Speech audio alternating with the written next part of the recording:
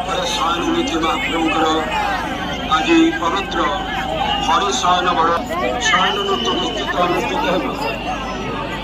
ଆସନ୍ତାକାଲି ପବିତ୍ର ଗରୁଡ଼ ଶୟନ ଦ୍ୱାଦଶ